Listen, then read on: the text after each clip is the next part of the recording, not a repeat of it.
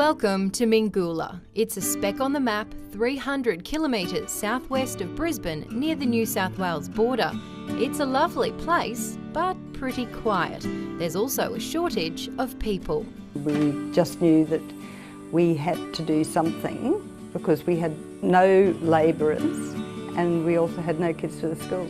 We felt we were in decline and we needed a way out. Mingoola was in trouble. The looming loss of their much-loved school was the last straw.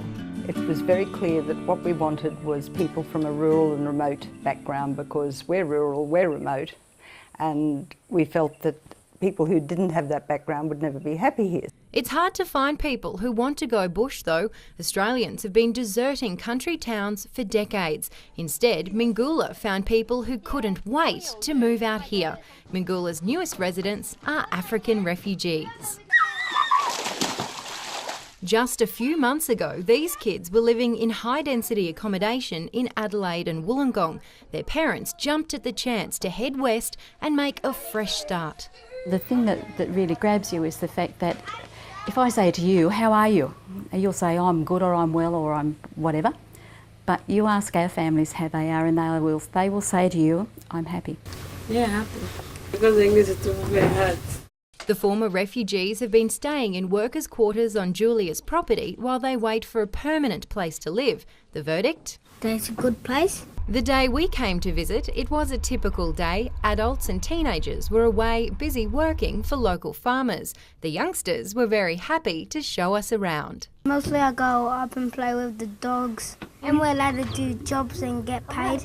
In Adelaide there's lots of houses and here there's not that much. That's not a complaint. The refugees just love this life-changing chance to experience an Australian country childhood, and the people of Mingoola are very happy to share it with them.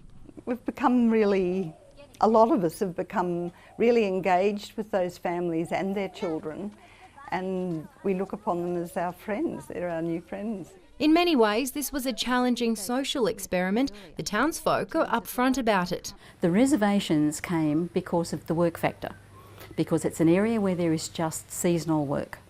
So the feeling was, if these people moved from cities to here, what were they going to do? Christine says her community is on the verge of securing a year-round commercial agricultural venture that holds the promise of secure, long-term employment for Mingoola's newest citizens. The reality is this is an opportunity for us to embrace those people that are looking for those opportunities to come out and get away from the city and actually have a proper lifestyle. What's happened here hasn't just given refugee families a future, but it's changed the outlook for people who've lived here all their lives. Now the word is out. Small, struggling communities Australia-wide want what Mingoola has, but it's a long road with much to consider.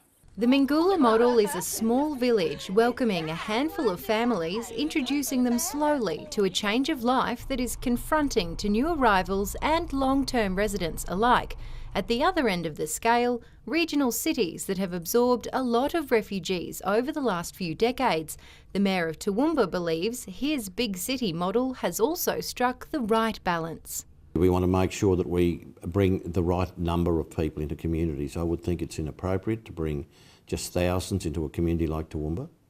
But where we are at the level we're at, with about 150 to 200 coming per year, that gives us the opportunity to really integrate those people. It's usually the case in life that goodwill makes good things happen. Settlement Coordinator Hannah Bileski says all you need to help refugees is an open heart.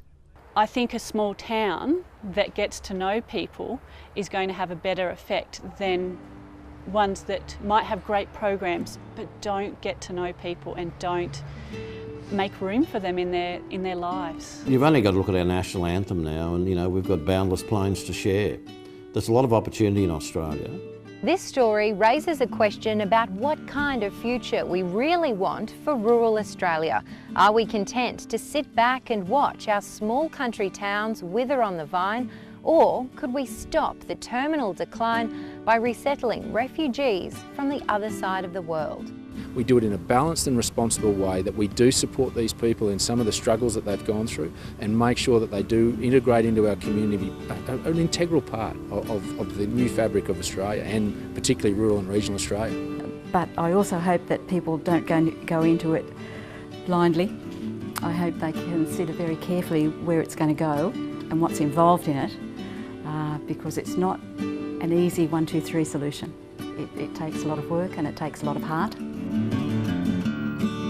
Caitlin Crowley, Win News.